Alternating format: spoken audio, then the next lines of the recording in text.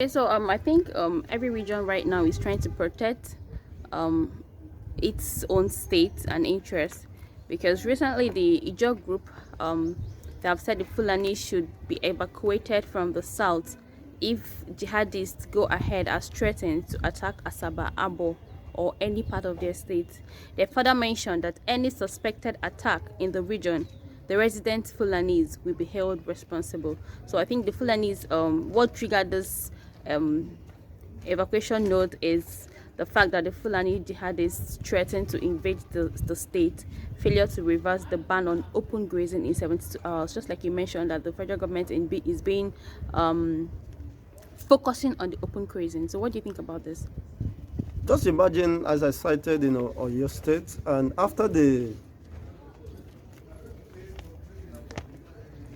heinous crime, the raiding of the Fulanese militias in Oyo State, unfortunately, they were aided to escape through the instruments of the state. The policemen came around, and in the bid of arresting them, they were aided to escape the region into Ekiti State without being prosecuted. You see, each region should rise to the occasion. And mind you, the Deltans should understand that their problem is not the people, the perpetrators of this heinous crime are not the Fulani that are resident in those regions. These are militias that were imported into those states. You see, they were smuggled into the state probably during the night hours with the use of all these trailers and all that. Once they strike, they retire back. So the problem is not the mainly, of course, the residents Fulani might harbor them, might give them some cover.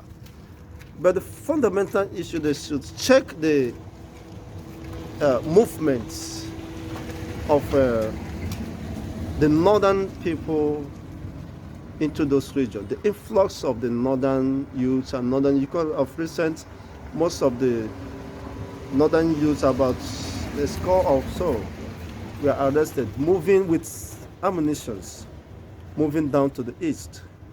So the first thing is to begin to monitor the movements in and out of these regions. That is the first precautions that must be taken. Because if that is not checked, the attack remains inevitable. And once they strike, they have their routes, they find their way out of the state. Okay, thank you very much, Mr. Chigozie. Let's look at the parts that what Obasanjo said. He said one Nigeria. Okay, he said according to the retired general who spoke in Abeokuta, when he said, okay, I think they had of he was invested with the fellowship of the Nigerian Institute of Surveyors. He said, "I am a strong believer of one Nigeria, but not one Nigeria at all costs, but one Nigeria where every Nigerian can feel proud that he or she has a state in the country." He affirmed that Nigerians are better off together than going their separate ways. Now, looking at this, Obasanjo's regime and that of Buhari, which is more liberal, is there a similarity in the governance? Is there a comparison? So what do you think? Well, I would describe it as bird of the same feather. You see, and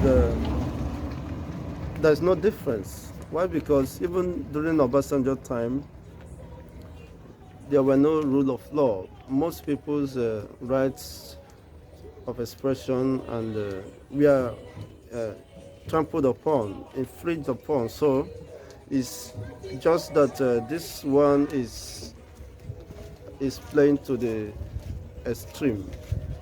There's no difference. Of course, he brought him, so it's just the lives. And Obasanjo has been a core loyalist to the Fulani Caliphate. So he has the opportunity to fix or mend things. He has 3 consecutive time. First as the head of state, military head of state, second two tenure. He served as the president, elected president of Nigeria. He understood that things were not right. He has the executive order to have fixed so many things. If he had gotten it right in his time, we wouldn't have been complaining, we wouldn't have been here today. And there wouldn't have been an opportunity for a nomadic, a Fulani of such extraction to have assumed the lofty position as the president of Nigeria. He wouldn't have such opportunity. So he should rather be blamed. And it's unfortunate that whatever he's saying now is immaterial. Whether it's just his personal opinion anyway, which is entitled. And he's just one out of hundreds of 200 million Nigerians who are not happy with the system.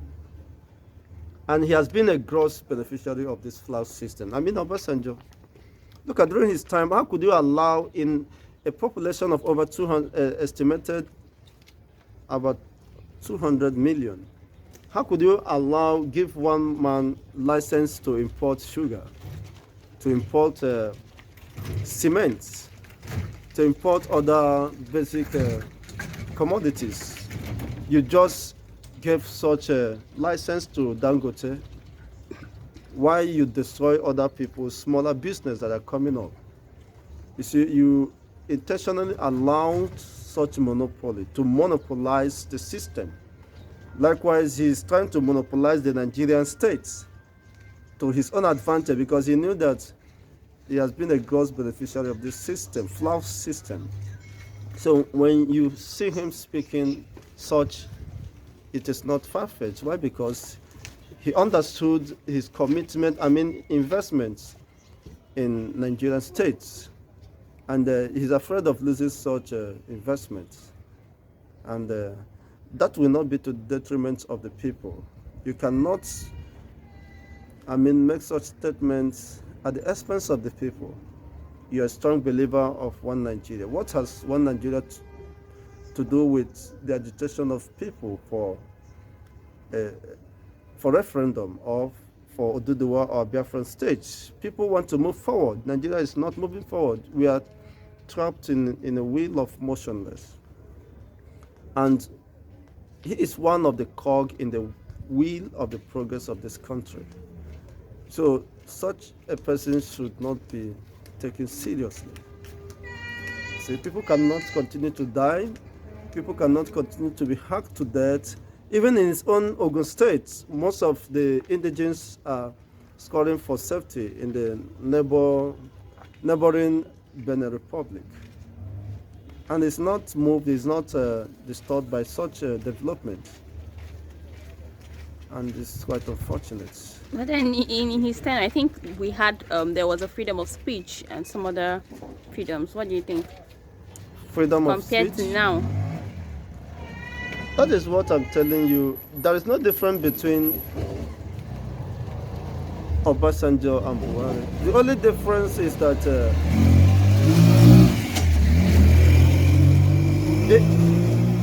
the atrocity or impunity was not as pronounced as this time. Maybe probably because of the religious background of Mr. Buhari, extremism, religious bigots. So I think that is just the only difference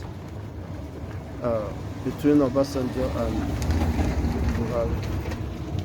It's quite unfortunate.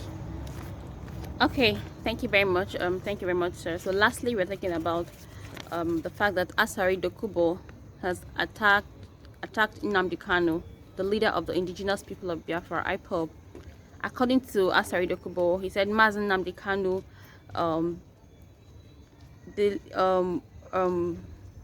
he diverted funds that was donated to the Biafran struggle into his pockets.